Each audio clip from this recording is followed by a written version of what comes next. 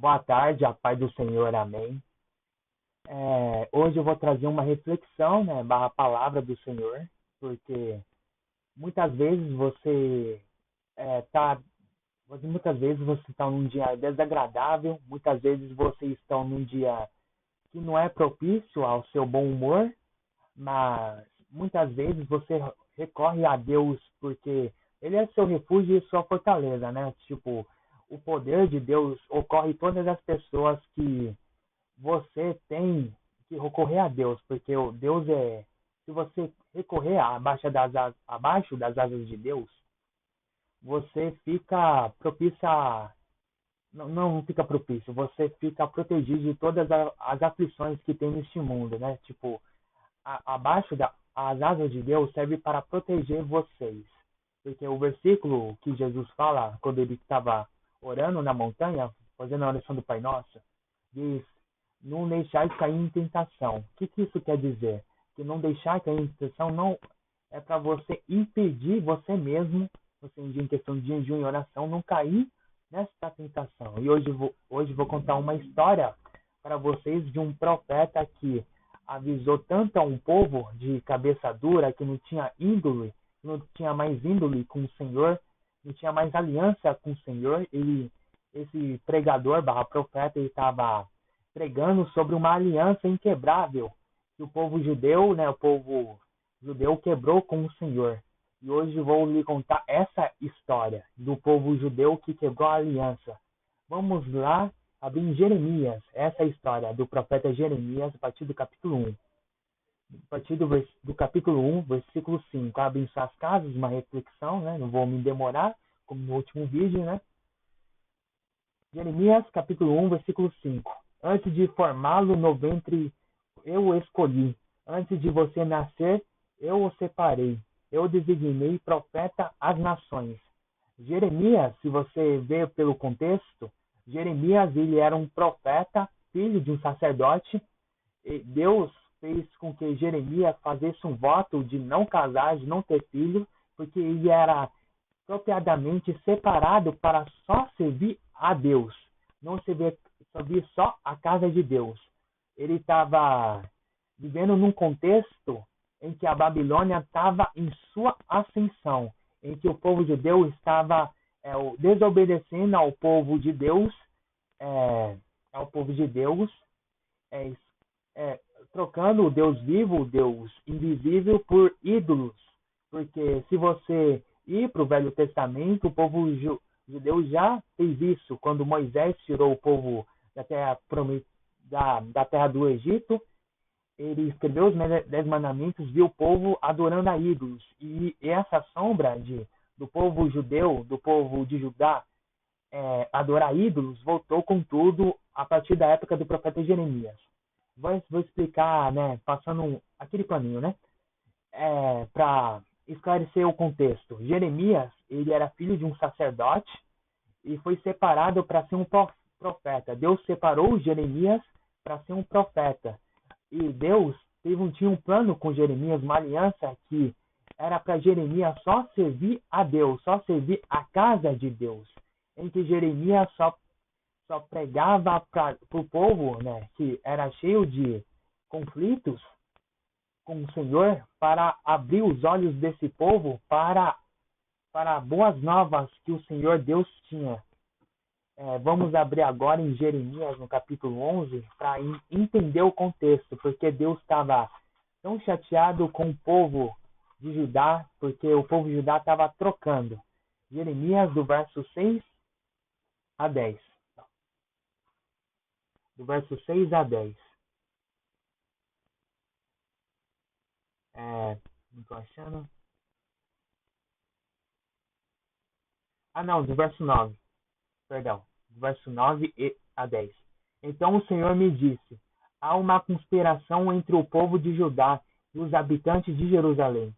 Eles tornaram aos pecados de seus antepassados, que recusaram dar ouvidos às minhas palavras, e surgiram e seguiram outros deuses para prestar-lhes culto. Tanto a comunidade de Israel como a de Judá quebraram a aliança que eu fiz com os antepassados deles. O que diz essa palavra? A quebra da aliança. Jeremias, Deus estava avisando a Jeremias para explicar para o povo pro povo de Judá, né, barra povo de Israel, porque o povo judeu estava quebrando a aliança. Como diz essa palavra no Jeremias no capítulo 11, Jeremias quer dizer, o povo de Judá quebrou a aliança que Deus tinha com Israel. Por quê? Porque o povo de Judá estava trocando o Deus invisível, Deus onipresente, onipotente, onisciente, que não precisa de nenhuma imagem para ele estar presente, por ídolos de pedra, né? Escultura de pedra. E Deus estava chateado, entristecido com o povo de Jerusalém, né? Com o povo de Israel, né? Com o povo de Judá. Por quê? Porque eles estavam avisando, porque Deus, ele quer ser adorado, ele assim a ser adorado. Na verdade, Deus, ele não obriga o povo a adorar. Deus, ele quer que vocês saibam que ele é capaz de fazer qualquer coisa. Não que Deus está implorando por atenção. Deus, ele está te livrando de ser enganado por falsos deuses, né? Por falsas divindades, por falsas promessas que não tem nada a ver com a palavra de Deus. E vamos abrir agora em Jeremias, a partir do capítulo 16, do verso 1 adiante, né? Vamos contar, né? Verso 1, né? Então o Senhor me dirigiu a palavra dizendo: não se case nem tenha filhos ou filhas neste lugar, porque Deus estava fazendo uma aliança com Jeremias. Porque assim diz o Senhor a respeito dos filhos e filhas nascidos nesta terra, e a respeito das mulheres que forem suas mães, e dos homens que forem seus pais. Eles morrerão de doenças graves, ninguém planteará por eles, não serão sepultados, mas servirão de esterco para o solo. Perecerão pela espada e pela fome, e os seus cadáveres serão o alimento das aves e dos animais. Já vou explicar isso. Porque assim diz o Senhor: não entra numa casa onde há luto, não vá prantear, nem apresentar condolências, porque retirei a minha paz, o meu amor leal e a minha compaixão deste povo, declara o Senhor.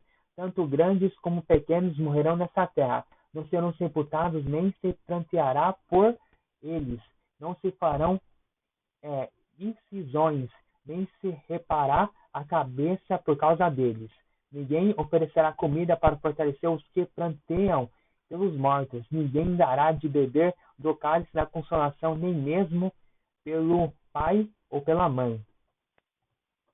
Se você ouvir nesse contexto, parece que Deus ele anseia por destruição, né? Tipo, você pegando a Bíblia, é toda a Bíblia, mas essa palavra em Jeremias, no capítulo 16, do verso 1 adiante, pegando fora de contexto, fala que Deus é um Deus cruel, né? Tipo, vocês pensam, tipo, se vocês pegam fora de contexto, se vocês pegam, parece que Deus é um Deus cruel. Ele retira a paz por não ser adorado. Parece que Deus tem déficit de atenção. Mas, tipo, se você pegar o contexto do povo de Judá, Deus ele está certo em retirar a paz. Parece ser loucura eu dizer isso, mas aquela pessoa que não tem digamos, que não tem compromisso com Deus, eles estão propícios, essa pessoa está propício a ser recusada pelo próprio Deus. Ou seja, Deus ele rejeitou o povo de Jerusalém, porque eram rebeldes. Ou seja, Deus não é tipo um pai violento, né? Deus é tipo aquele pai que julga por amor. Ou seja, se você está aprontando escondido diante dos olhos do seu pai, se você que é pai está assistindo esse vídeo, você põe essa criança de castigo, certo? E Deus está colocando, digamos, Judá de castigo, né? Porque ele estava retirando a paz. Porque se não se arrependerem dos seus maus caminhos, o povo de Judá estava retirando a aliança de Deus, estava retirando a aliança com Deus. E isso não era justo com o Senhor, pois Deus retirou o povo de Judá da terra do Egito, retirou o povo da terra da opressão, que era o Egito, na época de Moisés. E vamos lá para Jeremias, no capítulo 29, né? Do verso 4 em diante. Jeremias 29, do verso 4 em diante. Mas Deus, ele não esquece dos oprimidos. Deus, ele recupera os que estão perdidos. Vamos lá, a carta dos exilados. Assim diz o Senhor dos Exércitos, o Deus de Israel, a todos os exilados que deportei de Jerusalém para a Babilônia, construam casas e habitem nelas, plantem jardins e consumam, e comam, quer dizer, e comam de seus frutos. Casam-se e tenham filhos e filhas, e escolham mulheres para casar-se com seus filhos, e deem as suas filhas em casamento, para que também tenham filhos e filhas. Ou seja, Deus ele estava se compadecendo do povo judeu. Por mais que o povo judeu estavam sendo humilhados pelos babilônicos, tem um salmo muito lindo, né, que é o Salmo 137, que conta de um exilado, né, de um hebreu exilado anônimo, porque essa carta de Salmos tem carta de Salmos, que é salmo de Davi, Salmo de Asaf, Salmo dos filhos de Coré, mas tem o Salmo que é anônimo, ou seja, Salmo que não tem identidade. Não é identidade de, tipo, o Salmo vazio, mas um Salmo que não tem RG, tipo, Salmo que sem RG, sabe? Mas esse Salmo anônimo de uma pessoa não reconhecida, ele conta que os babilônicos, para humilhar o povo judeu, eles estavam pegando os instrumentos sagrados do povo judeu para cantar vitórias babilônicas, tipo, zombando da fé deles. Mas Deus estava compadecendo do povo judeu, tanto que Deus mandou Jeremias escrever uma carta aos exilados, ao povo que estavam sendo oprimidos. E vamos para o desfecho dessa palavra, Jeremias no capítulo 52. Essa reflexão poderosa. Jeremias no capítulo 52. Vamos lá. Aqui. Vamos lá, a partir do verso 26. Em diante, né? Vamos lá. O comandante Nebuzaradã tomou todos eles e os levou ao rei da Babilônia, em Ríbia. Ali em Ríbia, na terra de Ramate, o rei fez com que fossem executados. Assim Judá foi para o cativeiro, longe da sua terra. Este é o número dos que Nebuzaradã levou para o exílio. No 7º ano, 3.023 judeus, muitos judeus, né? No 18º ano de Nabucodonosor, 872 de Jerusalém. Em seu 23º ano, 745 judeus levados ao exílio pelo comandante da guarda imperial, Nebuzaradã. Foram ao todo 4.600 judeus, ou seja, muito judeu, né? Tipo, se você pegar o contexto histórico, antes de nascer o Holocausto, né, tipo o nazismo, a memória mais dolorosa antes do nazismo para o povo judeu era o exílio na Babilônia. E eles estavam certos, porque se você pegar nesse contexto, era muito doloroso fugir da sua terra, quer dizer, sair obrigado da sua terra, ver o templo de Salomão totalmente destruído, ver seus antepassados sendo humilhados por culto pagão. Se você olhar para o contexto, Nabucodonosor mandou o seu comandante imperial Nebuzaradã para saquear Jerusalém, para matar o povo judeu, tanto mulheres e crianças. Eles deixaram os doentes para morrer e levaram aqueles só que têm utilidades, como costureiros, comerciantes, tudo mais.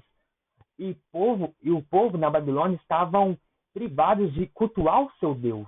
Eles podiam cultuar o Deus ajoelhando no quarto, em secreto, mas eles estavam impedidos de cultuar o seu Deus, ou seja, oferecendo sacrifício, acender o candelabro, você sabe o que é um candelabro, né, pro povo de Judá, né, aqueles negócios, né, aqueles sete, né, que você acende, né, o fogo, mas é coisa do sumo sacerdote que usam, mas eu quero trazer para vocês a reflexão nessa noite.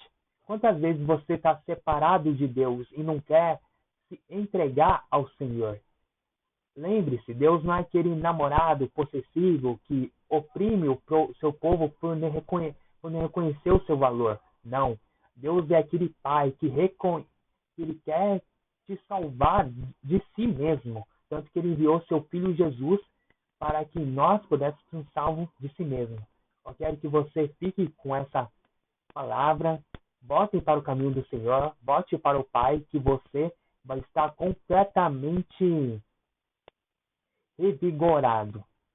Nós se vemos no próximo vídeo. Que Jesus guarde o seu caminho para todo sempre. Amém.